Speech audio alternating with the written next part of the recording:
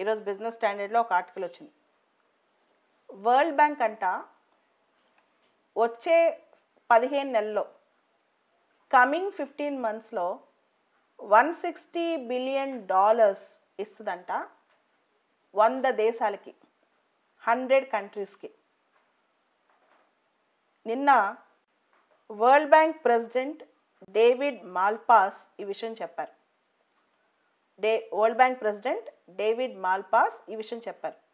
వచ్చే 15 నెలల్లో World Bank 100 developing కంట్రీస్కి, డెవలపింగ్ అండ్ అండర్ డెవలప్డ్ కంట్రీస్కి $160 బిలియన్ డబ్బులు ఇస్తుందంట, అంటే ఫండింగ్ ఇస్తుంది. ఈ 100 కంట్రీస్లో ప్రపంచంలో 70% జనాభా ఉన్నారు. వరల్డ్లో ఉన్న పాపులేషన్లో 70% పాపులేషన్ ఈ 100 దేశాల్లో ఉన్నారు. అండ్ వరల్డ్ బ్యాంక్ ప్రకారం ఈ కోవిడ్-19 పాండమిక్ అనేది కొత్తగా 60 మిలియన్ల జనాభాని ఎక్స్ట్రీమ్ పావర్టీలోకి నెట్టేస్తుంది.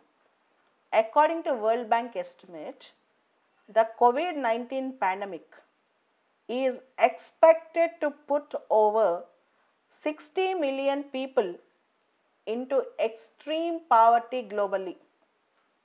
నాకు తెలిసి 2000 ఇయర్లో యుఎన్డిపి వాళ్ళు ఇయర్ 2000లో 2000 సంవత్సరంలో యునైటెడ్ నేషన్స్ డెవలప్మెంట్ ప్రోగ్రామ్ వాళ్ళు ఎండిజీస్ అని పెట్టారు, మిలీనియం డెవలప్మెంట్ గోల్స్.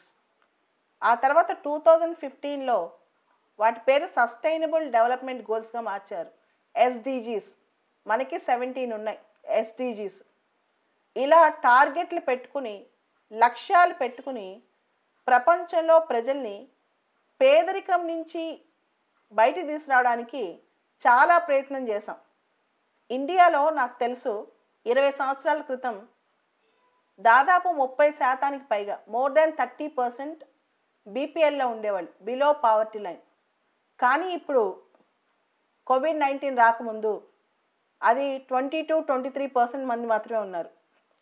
కానీ కోవిడ్-19 పాండమిక్ వచ్చిన తర్వాత ఇండియాలోనే కాదు, ప్రపంచంలో చాలా డెవలపింగ్, అండర్ డెవలప్డ్ కంట్రీస్లో పేదరికం భయంకరంగా పెరగబోతుందంట. స్వయాన వరల్డ్ బ్యాంకే చెప్పింది. 60 మిలియన్ పీపుల్ అంటే ప్రపంచంలో కొత్తగా 6 కోట్ల మంది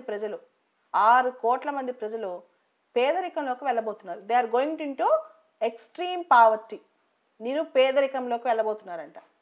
ఈ దేశాన్ని కాపాడుకోవడానికి ప్రపంచ బ్యాంకు $160 బిలియన్ రుణాలు, అంటే అసిస్టెన్స్, రకరకాలుగా ఫండింగు, రుణాలు అన్ని రకాలుగా వచ్చే 15 నెలల్లో ఇవ్వబోతుందంట.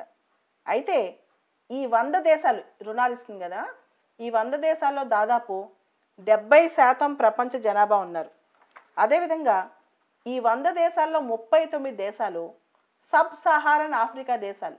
సో ఈ డబ్బులు అనేవి హెల్త్, ఆరోగ్య రంగానికి, ఆర్థిక రంగానికి, అంటే ఎకానమీ, హెల్త్కి, ఎకానమీకి, తర్వాత సోషల్ స్ట్రక్చర్ అంటే సామాజికంగా అవసరమైన ఇన్ఫ్రాస్ట్రక్చర్, వాటి కోసం, వీటన్నిటికీ ఈ డబ్బులు ఉపయోగపడతాయి.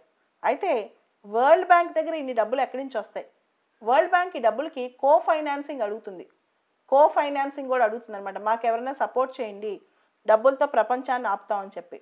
సో ప్రపంచంలో ఎక్స్ట్రీమ్ పావర్టీ ఆపాలని, తగ్గించాలని ట్రై చేస్తుంటే ఆల్రెడీ పేద దేశాల మీద ఇంకా ఎక్కువగా కష్టాలు తీసుకొస్తుంది కోవిడ్-19.